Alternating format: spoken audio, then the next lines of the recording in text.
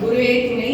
கடியிட ஏறிய சுளையும் முற்றல் கழையிட ஏறிய சாரும் பனிமலர் ஏறிய தேடும் காட்சி பாகிட ஏறிய சுவையும் நனிப்பசு பொழியும் பாலும் தென்னை நல்கிய குளிரென நீரும் இனியன என்பேன் எனினும் தமிழின் உயிரின்பேன் கட்டி என பாரதிதாசன் வரிகளுக்கு இணங்க எங்கள் வாழ்வும் எங்கள் வளமும் மங்காத தமிழ் என்று சங்கீர் முழங்கு என்ற வரிகளுக்கு இணங்க குரு வாழ்க குருவே துணை.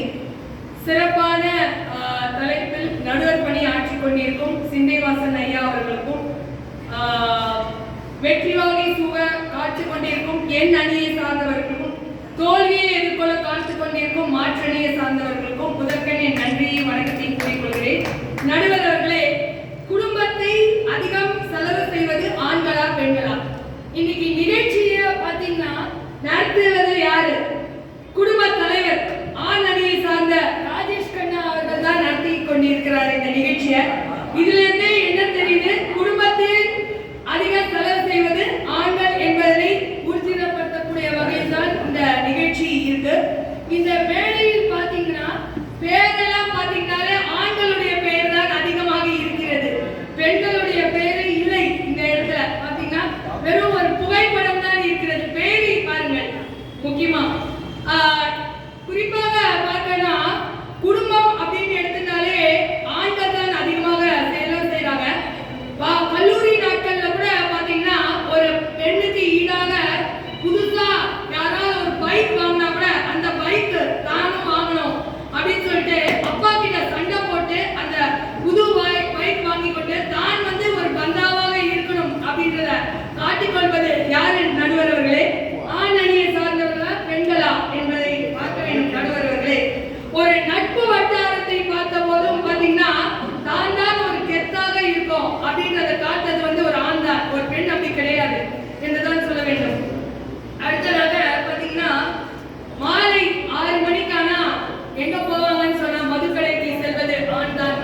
குறிப்பாக என்னுடைய நீதித்துறையில் கூட பாத்தீங்கன்னா 6 மணிக்கு மேல எல்லாம் காஸ்மோபாலிட்டன் கிளப்ல தான் மீட் பண்றாங்க. அந்த வகையிலும் வந்து ஒரு செலவு அப்படின்றது பாத்தீங்கன்னா ஆண் இனத்தை சார்ந்தவர்கள் தான் செலவு செய்கிறார்கள்.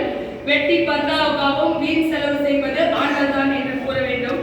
அதுக்கு அடுத்தபடியாக கல்யாணத்துல கூட பாத்தீங்கன்னா ஒரு பெண்ணுக்கு கூறப்புடவை அப்படின்றது பாத்தீங்கன்னா சாதாரண காட்டன் புடவை தான் வாங்குறாங்க.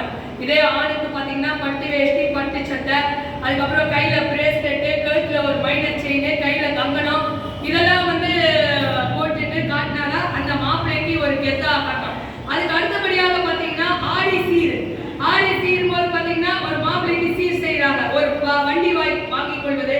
அதுக்கு அடுத்ததாக பாத்தீங்கன்னா கல்யாணத்துக்கு போது தீபாவளி நேரத்துல மாப்பிள்ளைக்கு மோதிரம் வாங்கி போடுறாங்க. இப்படி பல வகைகளில் செலவு என்பது பார்க்கும்போது ஆண் இனத்தை சார்ந்தவர்களுக்கு தான் அதிக செலவு இருக்கிறது. அது மட்டும் இல்லாமல் ஒரு தான் வந்து நல்ல ஒரு இதுவா தெரியணும் அப்படின்னு சொல்லிட்டு பாத்தீங்கன்னா லேசர் ஷர்ட் வாங்குறாங்க, வேன் ஹுசைன் ஷர்ட் வாங்குறாங்க, பீட்டர் இங்கிலாந்து ஷர்ட் வாங்குறாங்க. இதெல்லாம் வந்து ஆண்கள் தானே வாங்குறாங்க. ஒரு பெண் வந்து பாத்தீங்கன்னா சாதாரண ஒரு காட்டன் புடவை கட்டிட்டு ஒரு 100 ரூபாய் பிளவுஸ் தைச்சு போட்டுட்டு சிம்பிளா வந்தாலும் அவரை வந்து இது பண்றது கிடையாது.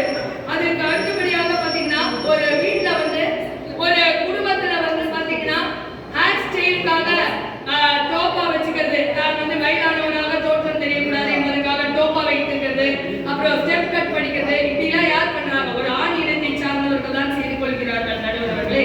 அது மட்டும் இல்லாமல் ஒரு வீட்டுல வந்து ஒரு குழந்தைக்கு எது கேட்டாலும் வாங்கி கொடுத்து தனக்கு சக்தி இருக்கா இல்லையா அப்படின்றத கூட பார்க்காம குழந்தைக்கு ஆண் குழந்தைக்கு வாங்கி கொடுப்பது யாருன்னாலும் அந்த குழந்தையுடைய அப்பா தான் என்று கூற வேண்டும்.